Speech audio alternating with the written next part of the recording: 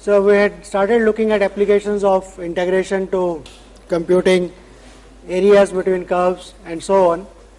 And last lecture we defined what is called the length of a plane curve. So let us just recall the formula. F is the graph of, f is a function from alpha beta to r which is differentiable with derivative continuous. That is important. Then we defined the length of this graph of this function, that is a curve from alpha to beta to be the integral. It should have been alpha beta. It's AB, it should have been AB. 1 plus f dash x square root. And we have justified why this formula is coming. And we also remarked that not every curve has a length. So there are curves which are not, whose length cannot be found. They are called non-rectifiable curves. So in our definition of length of a curve, we had put the condition that the derivative function, the function f has a derivative everywhere, and that is continuous. But supposing it is not continuous everywhere, it is only piecewise continuous, then we can still define the length of the interval by subdividing the curve into those pieces, like we have done it for Riemann integral. If a function is not continuous on interval AB, but only piecewise continuous, then you can calculate the integral on each piece and add it up. So that is possible. So we'll look at an example. Let us look at the example. Fx is equal to x to the power 2 by 3, x between minus 1 and 4. So this is the graph of the function, if you, right? So we want to find the length of this curve. So the idea would be to look at this piece of the curve, find its length, and find length of the other piece of the curve, and then add it up. So let us separate out the two. And in this portion also, it is more economical or more from computation point of view to think this not y as a function of x, but x as a function of y.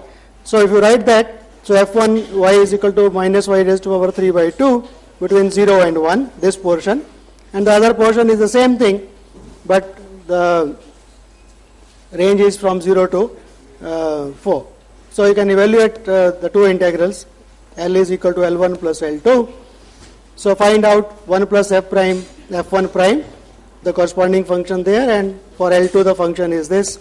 So find out, and you see that the integrand come out to be same, because the negative and positive doesn't matter much actually.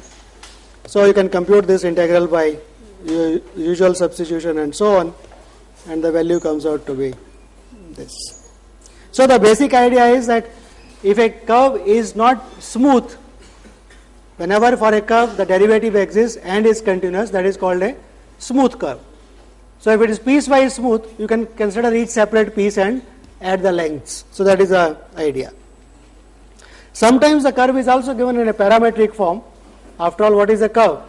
It is a position of a particle moving in a plane. So x coordinate and y coordinate. So supposing the curve is given by a parametric equation. So gamma t equal to xt yt, where xt yt are both functions of a variable t and are continuously differentiable.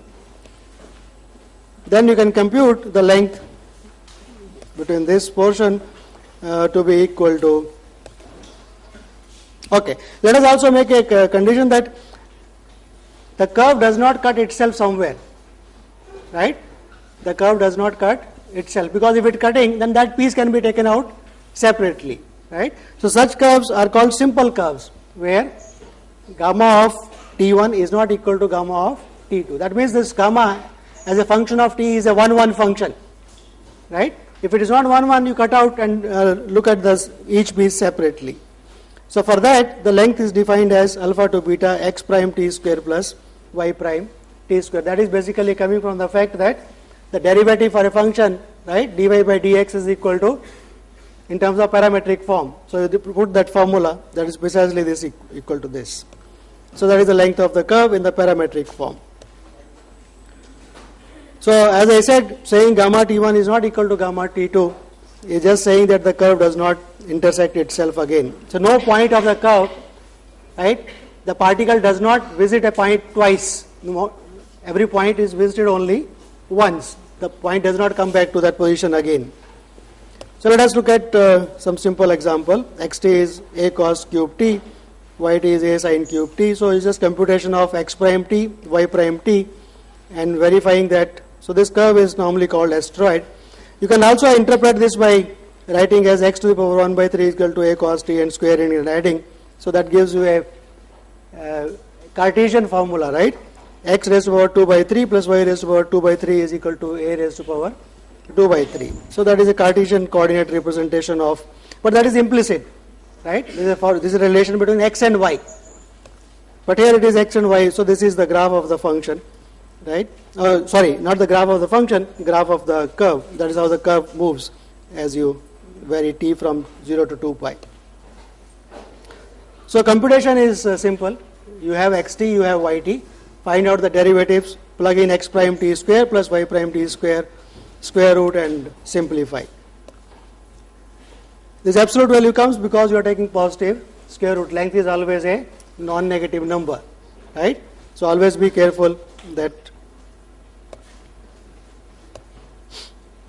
Right. There is another way a curve can be represented. A point in the plane can be represented in terms of polar coordinates also, right? You can represent a point by x is equal to r cos theta, y equal to r sin theta. So r and theta are called, the pair r theta is called polar coordinates for the point which is represented by x and y. So supposing the plane curve is given by, there is a function r theta such that r theta is equal to, there is a difference between this r and this r, by the way, okay. This is bold r, that means there is a thick r, saying that it is a vector. It is taking values in r of theta is a vector. But this r theta is a scalar function, right? So x theta is equal to r theta cos theta and y theta is equal to r theta sin theta, where r is a function from alpha beta to r. And we assume that saying that this curve in the polar form is smooth, that is same as saying that this function theta going to r theta should be continuously differentiable.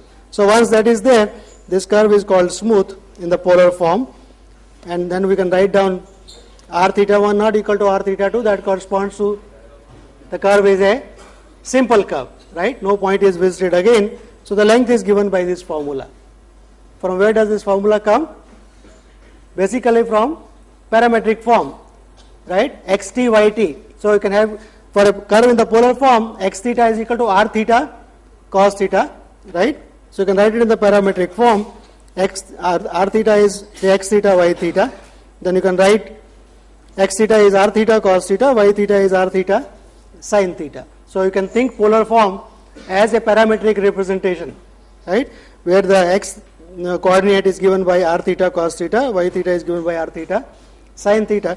Now you apply the parametric form, find x prime theta square, y prime theta square, and add. So once you add, that comes out precisely equal to this. So let us just look at that. So x prime theta square plus y prime theta square is, right? Put the value of x prime theta, use your product tool and simplify. So that is why if you write the parametric form where parameter is theta, right, then this is what is called the polar representation for the arc length, when the curve is given by r going to r theta, right? So let us look at, say for example you want to find the length of the cardioid, whose equation is given by a into 1 plus cos theta. A is positive and theta is between 0 and pi. So you can find out, it should be 0 to 2 pi, the previous one. So basically there is nothing to do as far as computation is concerned. Once the formula is obtained, x prime theta, right, r theta, r prime theta square, add up and simplify. So compute, so only computation of integral is involved, and that comes out to be. So basically, with the various forms, a curve can be represented. Curve could be the graph of a function y equal to f of x, right?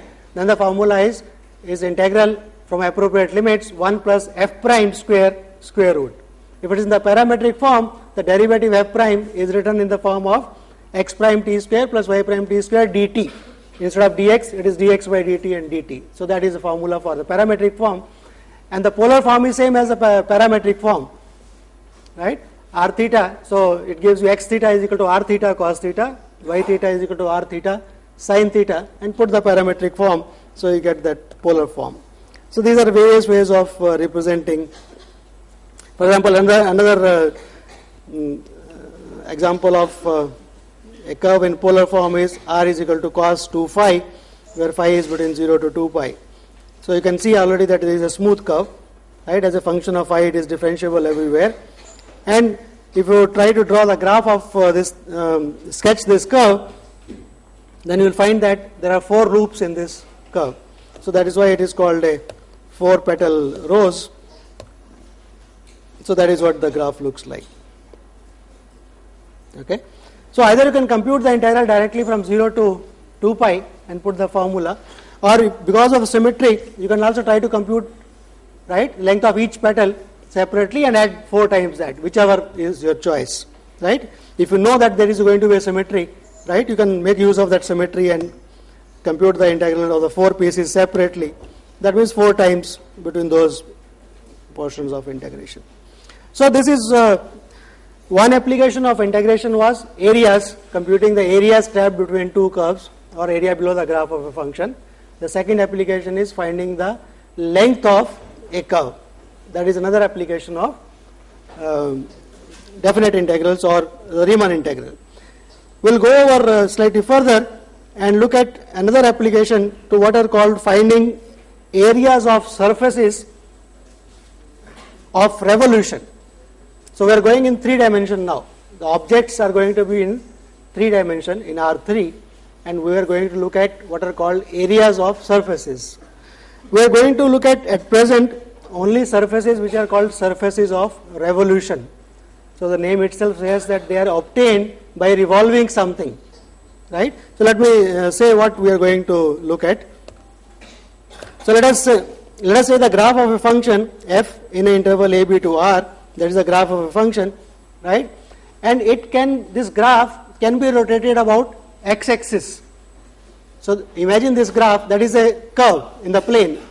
Imagine that to be rotated about x-axis. So as the graph moves, it gives you some region in R3, right? Some points are traced.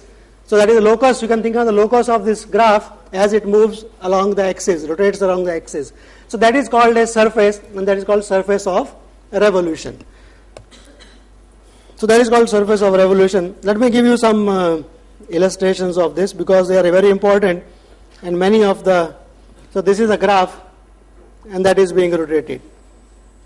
So you can see that orange portion is the surface that is generated, right? So once again, so this is the graph and that is rotated about the x-axis. So that gives you a surface, and we want to find what could be called as the area of that surface. This is just a arbitrary function. Let us look at some more examples because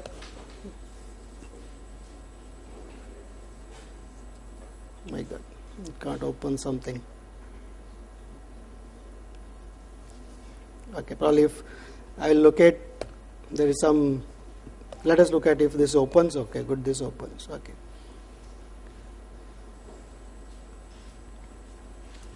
So look at a surface like this. You take a piece of paper, join the 2 ends and then fold it to join those open ends again. You get a kind of a circular tube, right? That is what is your cycle tube, you can call it, right? The Americans call it donut, the surface obtained, right? They call it donut, and we can probably call it medu vada. Yes? The shape finally obtained is that medu vada that you eat in your canteen or in your hostel. And this is the way you can generate this.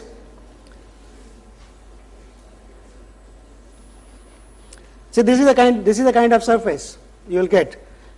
And did you see the animation of this being generated? If not, let me probably play it again. That this is the surface of revolution. I gave you 2 methods of generating it. One is taking a piece of paper, joining the vertical ends and then joining those open ends together. This is called gluing and getting torus. and this is surface of revolution. You can see that the disk that is being rotated about that x-axis, right? So that circle is rotated about the axis and you get a tube. So that is what is called, this is called a torus. Okay. So there are many, for example, if you take a cone, right, all of you, now let us try to imagine instead of showing you everything.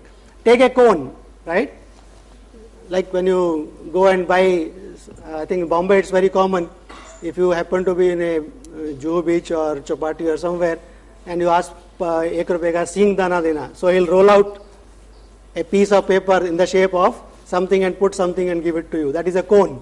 That is an example of a cone. How do you generate that? That is a surface of revolution. Yes? Triangle? Sorry, no. You are generating a surface. Keep in mind. It will be a single line, say from the origin, take a line, say y equal to x. Either you are going to rotate around x-axis, so this point is fixed, so it rotates. So that gives you a cone with that as the axis, or you can rotate around y-axis if you like. That is, choice is yours. So that gives you a cone.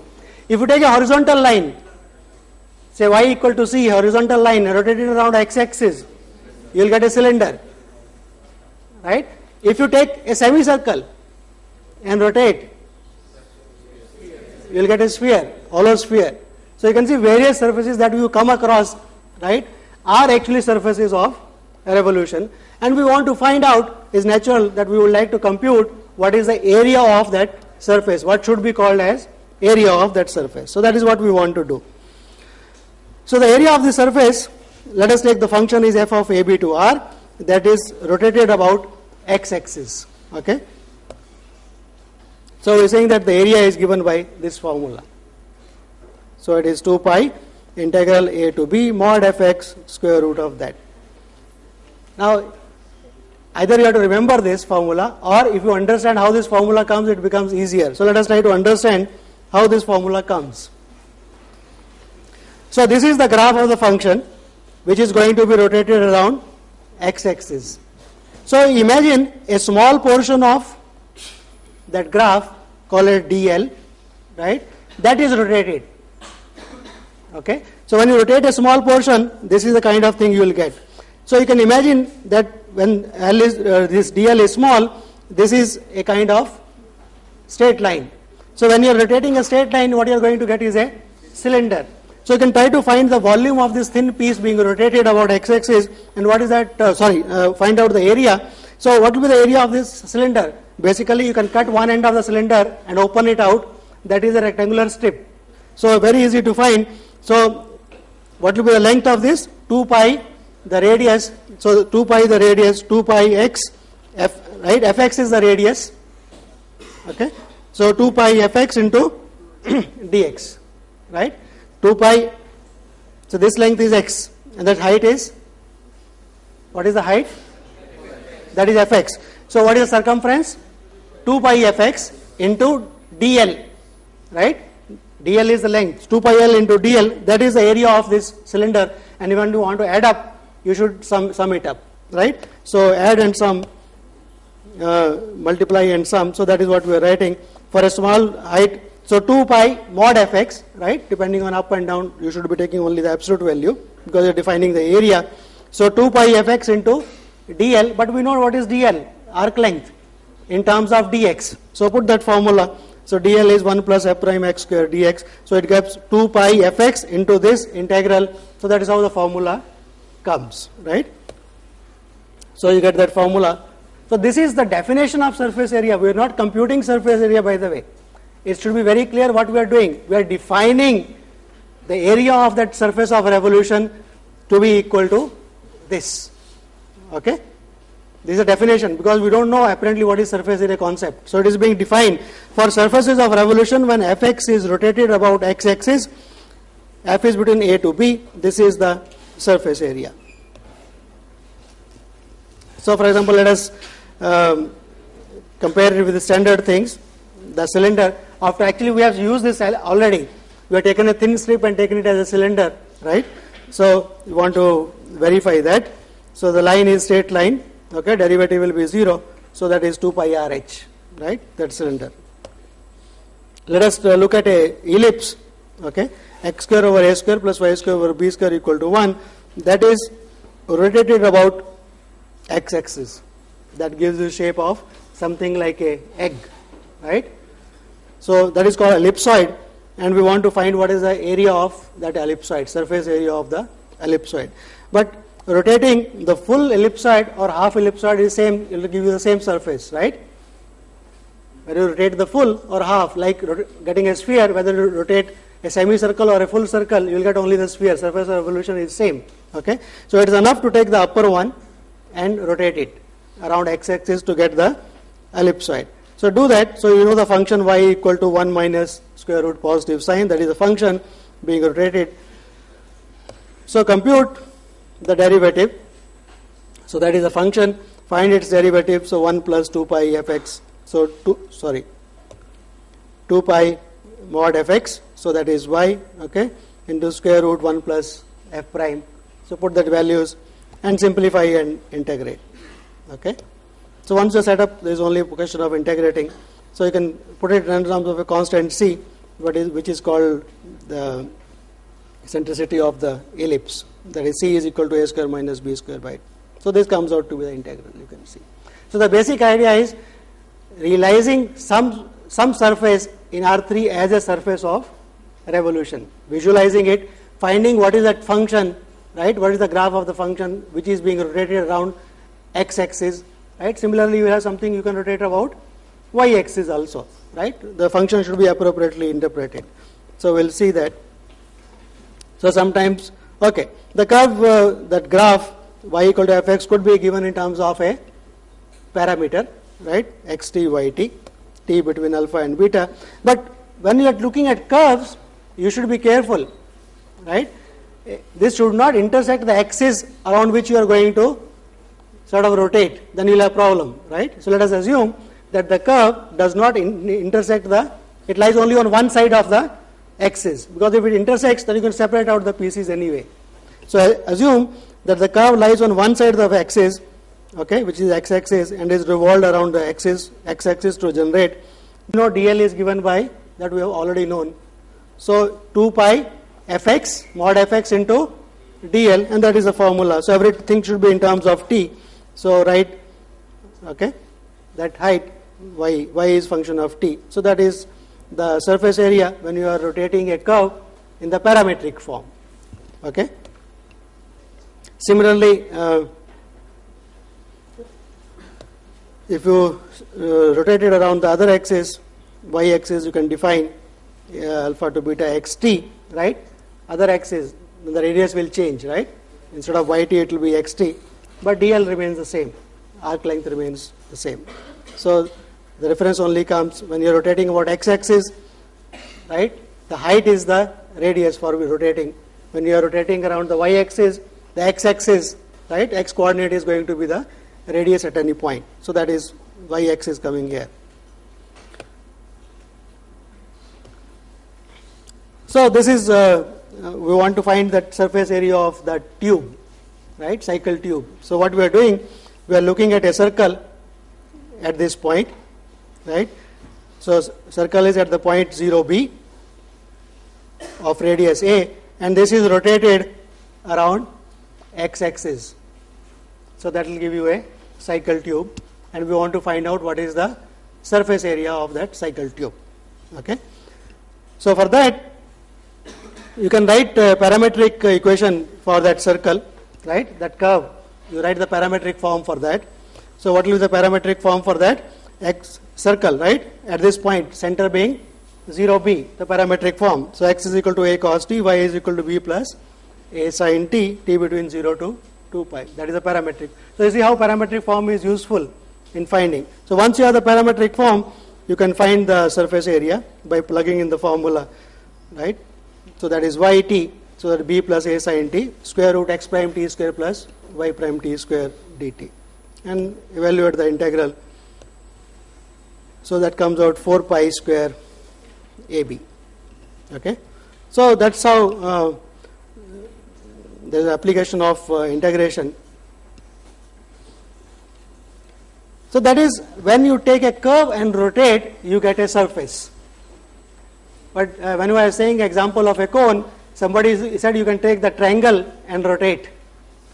Right? You can take a triangle and rotate. Suppose you take a triangle and rotate around, say, x-axis.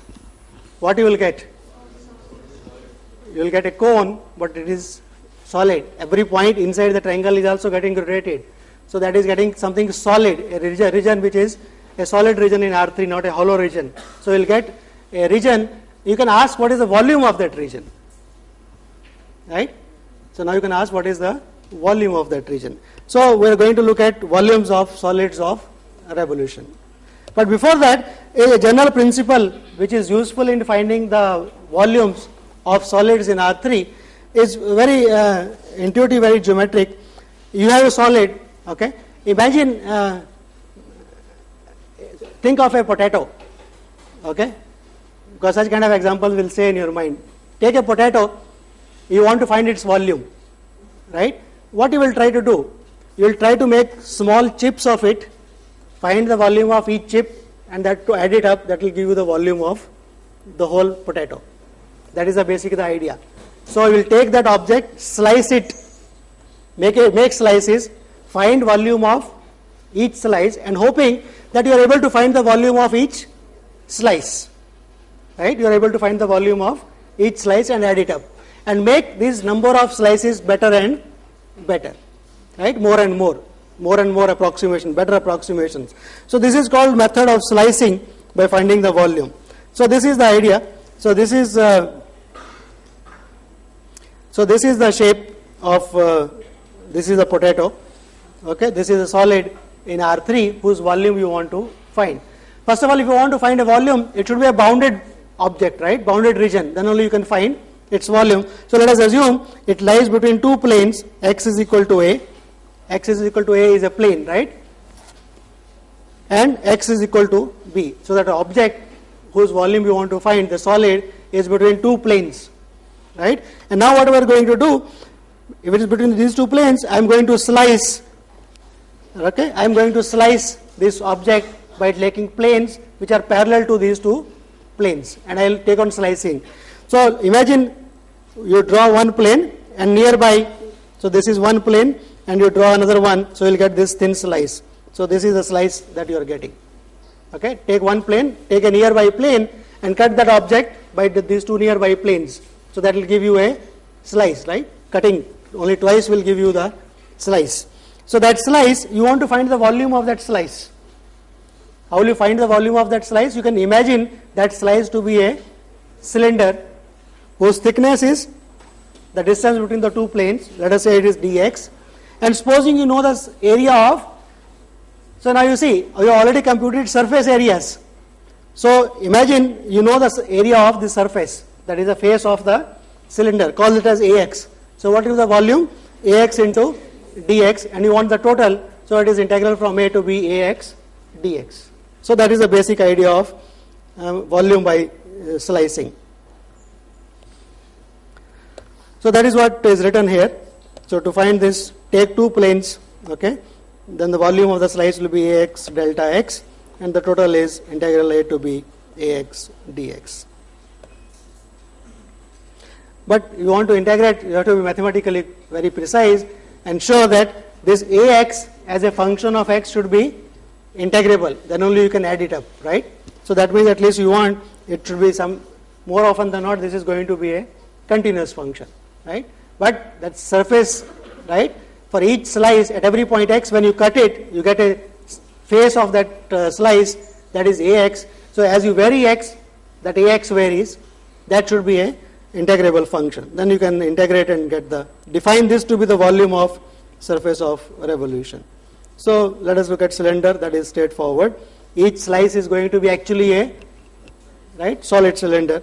So you can write this as points if you like, okay, x, y, z in R3. So describing the surface as a set of points in R3, describing the solid as a set of points. So the height is between 0 and this length is between 0 and h, and for any point y and z they are points on, right, less than or equal to, keep in mind, if you put it equal to, then it is the hollow cylinder. Now it is less than or equal to, so it is a solid one. Okay, so each slice at any point when you are looking at, that is a circular thing, and the area is pi r square, where r is the radius of that. Okay. So what is the radius at a point x? That is going to be f of x, right? So that height is being the same, so it is pi r square integral 0 to h, so pi r square h. For example, finding the solid enclosed by the ellipsoid. Okay. So same way, you are going to take sections, cross sections. Okay. So what is going to be a cross section for an ellipsoid? That is going to be the area enclosed by a ellipse, right? And that we have already done, finding the area enclosed by a curve in the plane. We have found the, right? So this is the ellipse at any point if you cut, right, in the YZ plane, that is the ellipse. Find its area, okay, between a and x between minus a and plus a, that is the axis for the ellipse. So put the value, so ax is pi ab, right? The area enclosed by ellipse, minor axis into the major axis, the lengths. Okay, so pi ab, that is a, so this is the, if you look at the, so the ellipse at any point was given by this, so this is one axis, that is the other axis for that. So pi ab, that is ax, everything in terms of x. So that is another thing you have to be careful. Ax should be in terms of everything, y and z should be put in terms of x, because x is going to be integrated. So and you integrate that, okay. So minus a to a and so on. So we find out, so it comes out 4 by 3 pi ABC. And you can see from here, if A is equal to B equal to C, you get sphere, right? And that is 4 by 3 pi r cube. That is essentially the volume of the sphere. Okay. This is another example which tells you the complicated problems can be solved easily by slicing method. Consider two right circular cylinders, x square plus z square equal to r square and y square plus z square equal to r square. Right? These two cylinders, x square plus z square. So what is the axis of that cylinder? Y axis. And this is y square plus z square. So x axis is the cylinder. So they will intersect near the origin at some point, right? So we want to find what is the volume between the two cylinders, trapped between the two cylinders. Okay? So we will see by slicing method how easy it becomes. So first of all, we can think that the total is 1/8 of what is in the first, x bigger than 0, y bigger than 0, z bigger than 0. Okay. So only in that portion we want to, so this is what it looks like.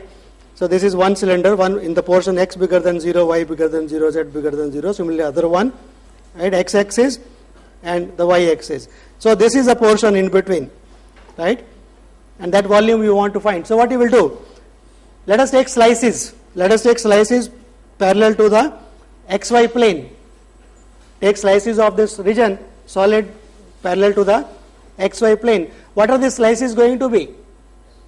Each slice is going to be a, so at the bottom you can see that is a square. As you go up, only that square is going to become smaller and smaller. The side of the square is going to become smaller and smaller. And what is the side of the square? I think this picture is not fully correct. Let me correct the picture. The line should be here actually. That should be the square, right? It doesn't go beyond z-axis, so that line should be actually here. So what is the side of this square? You know height is z. At a point z you are taking, and you know what is this point is on the cylinder. So you know this. So you know this length. So Pythagoras theorem, simply, right? So that gives you that Az, the area is going to be r square minus z square, square root square. So that is equal to r square minus z square. So find the, right? So find this, find this length of the square. Anyway, sit down calmly and quiet and calculate, because this picture is wrong. So let me just once again say this line should be actually here. So that is a square. Okay. So if you join this, this is z, this is r. Okay. So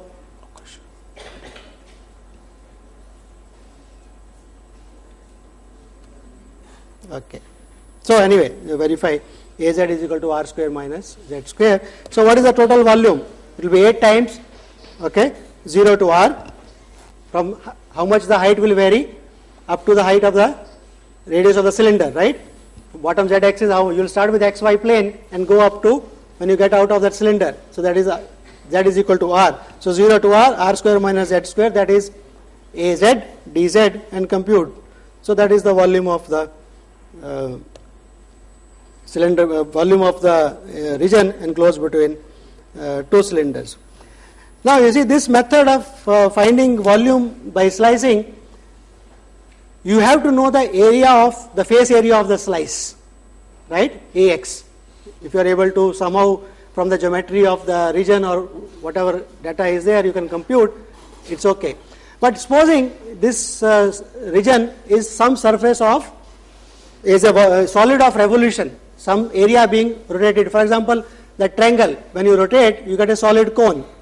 So axis is x-axis around which you are rotating that area, right? Now if you take a plane perpendicular to that axis and cut it, what you will get? Take any solid of revolution, take some graph, take the area and rotate it, okay, you will get a solid. Now take a plane perpendicular to that axis around which you are rotating and cut it. So it will divide that region into two parts, that solid into two parts. What is the face area of that cut? That will be a circular disc always, because you are rotating, it is circular, it is a solid of revolution. So it's very easy to find Ax when there are solids of revolution. The Ax is just pi r square, where r is the, at that point, what is the height, right? So it's very easy to find the volume when we have got solids of revolution. Okay, so let us look at that. So solids of revolution examples, as we have already seen. If you take a rectangular piece, rectangular area, and rotate, you will get a solid cylinder, a cylinder which is filled also inside. If you take only the top line, then you only get the hollow cylinder. If you take the area, you get the solid cylinder. Spherical, if you take semi-disc, half disc, right, that area including this portion in between, then you get a solid sphere. Okay. So this slice method, we want to describe it for surfaces of revolution. So in general, it may not be the area that you are rotating is only below the graph of a function. It could be the area between the graph of two functions. So let us look at two functions f1 and f2 defined on AB to R, and look at, and such that f2 is always bigger than f1. Then between A and B, there is certain area which is trapped between the two graphs f2 and f1. So area between the two graphs of the functions f2 and f1, and that area we want to rotate around x-axis. Okay, so that will give you a solid which will have some kind of a, it will be solid but some kind of a hole inside it, right? Some portion will not be there. So let us just look at the picture, right? And when you cut it, such a solid, when you cut, you will not get a full circular disc, you will get a disc with a hole inside it. It will be like a washer, right? It will be like a washer. All of you, I think, are engineering students, so you should know what is a washer, right? Everybody knows what is a washer? Yes? If you don't know, you must be eating polo, right? The advertised hole with a mint, right? Something like mint with a hole, or something like that. Okay, so that is the shape you will get. So let me show you what we are going to get. So that is the area you are rotating. Okay, and when you slice it, you will get a circular one plane, another plane nearby. So you take a slice, and that slice looks like a washer, right? And once you know the area of this washer, multiplied by thickness, that is dx, add it up, you get the volume of the solid of revolution. So what is the surface area? There are two discs, right? One is outer, one is the inner radius, right? So subtract pi r2 square minus pi r1 square, that gives the area of the face, into dx, integrate. So that is the method. Okay. So this is what I said. So this is the area, okay, between F2 and F1 that you want to rotate around x-axis. When you rotate, right, you will get a solid. So this is a solid portion, there is a hole inside it, and slices of it will be washers. Okay. So what will be the inner radius? That is F1. Outer radius is F2, where F2 is bigger than F1, right? So pi F2 square minus pi F1 square, that is the area of the surface, this portion, green portion, into dx, integrate. Okay. So let us write down. So that is the area of the face, pi times F2 square minus F1 square, right? And imagine, assuming that F1, F2 are continuous functions and so on, or integrable at least, you will get volume is equal to pi times integral a to b of ax dx. So that is the volume. So given a volume, given a solid of revolution, which is obtained by revolving area between the graphs of two functions f2 and f1, where f2 is bigger than f1, is given by this formula. Right? Intuitively quite clear what we are doing. It is a slice method we are applying and calculating the area, face area of each slice. That is a washer, and that we can easily calculate what is the surface area of that washer. Okay. So this is very important. In this method, we are taking slices by planes perpendicular to the axis. We are always moving perpendicular to the axis, right? Slices are always perpendicular to the axis of revolution. And there are in the beginning also, when a solid between x is equal to a and x is equal to b, right? So x varies between a and b. You are going to move perpendicular to that axis, for which bounds you have already known. If you know something about y-axis, then you will be taking slices perpendicular to the y-axis and accordingly. Okay. So you have to be given on the solid, you have to accordingly. So similarly, if the functions are in terms of y, so corresponding formula you can have in terms of y, right? F2x bigger than F1, then we will be rotating around that axis and circular washers. Okay, so that is the.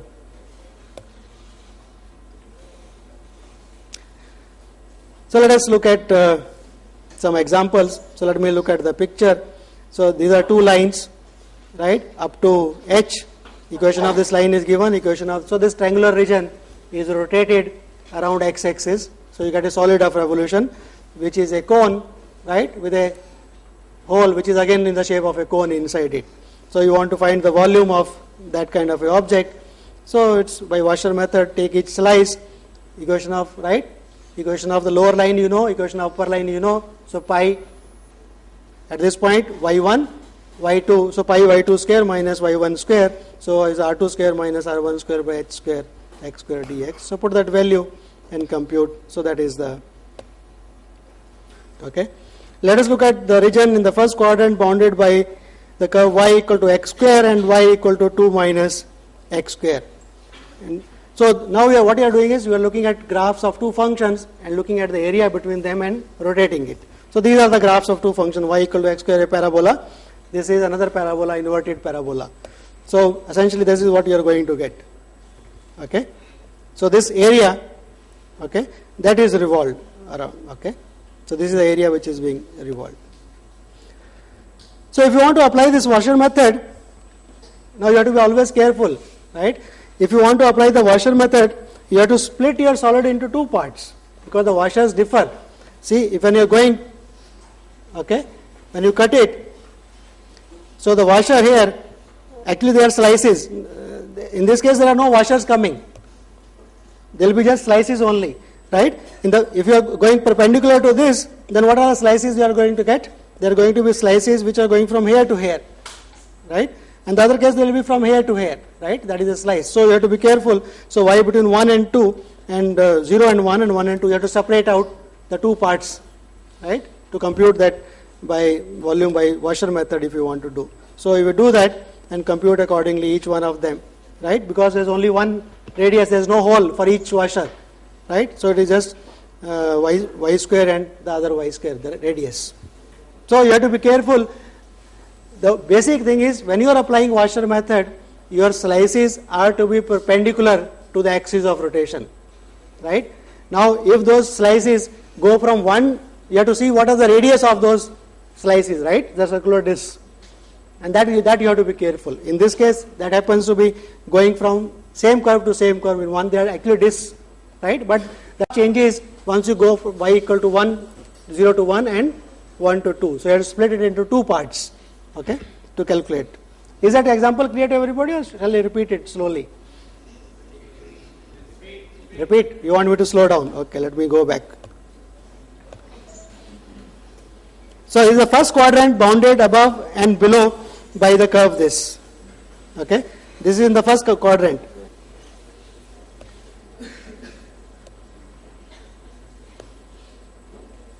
So this is the, see, in the picture is both sides are shown. So this is the area, okay, right? This is the area that we are rotating around y-axis. Okay, is it clear what we are doing? So this, whether you take the full or only take the half, is going to give you the same solid like the sphere. Okay, so we take only this area in the first quadrant and rotate it, so you will get this full solid in R3. Now to get the volume of this by Washer method, what you have to do? Axis of revolution is y-axis, so you should be taking slices perpendicular to y-axis. So you should be taking slices like this, right? So in this slice, you see that if you at the up to this point, the slice, okay, this is a slice that will go from the same curve to the same curve. There is no hole, it will be a circular disc, right? But it will be going from the graph of this function to, from this side to this side. But if you are at the lower part, then now the radius changes. It is no longer on this parabola, but it will be on this parabola, right? So that y, the radius changes.